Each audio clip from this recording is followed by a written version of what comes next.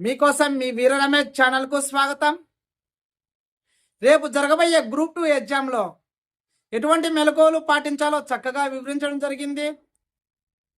నేను కూడా చాలా ఏపీపీఎస్సీ ఎగ్జామ్స్ రాయడం జరిగింది. నా అనుభవంలో వచ్చిన మెలకువలను మీతో చక్కగా పంచుకోవడం జరుగుతుంది. మొట్టమొదటగా సెంటర్ పర్టికులర్ గురించి తెలుసుకోవాలి.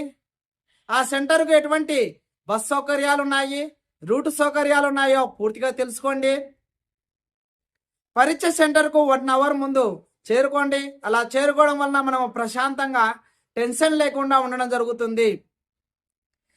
పరీక్ష హాలులోకి వెళ్ళిన తర్వాత ఎగ్జామినర్ చెప్పే ఇన్స్ట్రక్షన్స్ పూర్తిగా వినండి, వాటిని ఫాలో కాండి. అలా ఫాలో కాక సుమారుగా 2% మంది డిస్క్వాలిఫై అవుతున్నారు. పరీక్ష పేపర్ తీసుకున్న తర్వాత పరీక్ష పేపర్ కష్టంగా వచ్చినా ఈజీగా వచ్చినా ఎటువంటి మానసిక ఉద్రేకానికి గురి కాకండి, స్థిరంగా ఉండండి.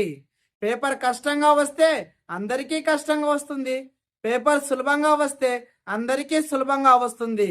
కాబట్టి ఎటువంటి టెన్షన్కు ఎటువంటి సంతోషానికి గురి కాకుండా మానసిక స్థిరత్వం కలిగి ఉండి పరీక్ష రాయండి. మొట్టమొదటిగా మనము సెక్షన్ ప్రకారము వస్తే పేపరు మీకు బాగా వచ్చిన సెక్షన్ మాత్రమే తీసుకోండి.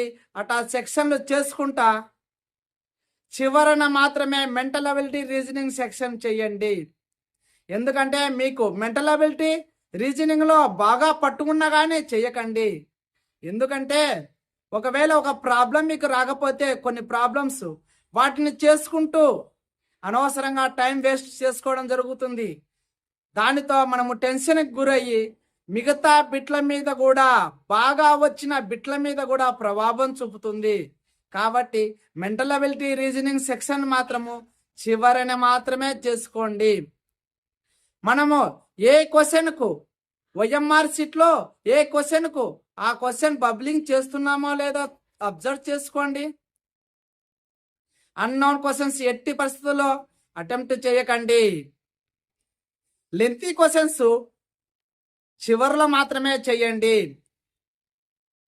ఏవైతే బిట్లు మనము చేయమో వాటిని క్వశ్చన్ పేపర్లో రౌండప్ చేసుకోండి. అలా చేసుకోవడం వలన మనము చేయని బిట్లను వెతుక్కోవాల్సిన పని ఉండదు. అలా దానివల్ల మనకు టైం సేవ్ అవుతుంది. అలాగే how to avoid negative marking మీద చక్కగా ఒక వీడియో చేయడం జరిగింది. ఆ వీడియోను కూడా మీరు చూడండి. చూసి బాగా రాయాలని ప్రతి ఒక్కరిని కోరుకుంటూ ఇట్లు మీకోసం మీ వీర రమేష్ యాదవ్. ఈ వీడియో నచ్చితే మీరు లైక్ చేయండి, షేర్ చేయండి. మరిన్ని మంచి వీడియోలు మీకు నోటిఫికేషన్ రూపంలో రావాలంటే కింద ఉన్న బెల్ ఐకాన్ మీద నొక్కి సబ్స్క్రైబ్ చేసుకోండి. జై హింద్.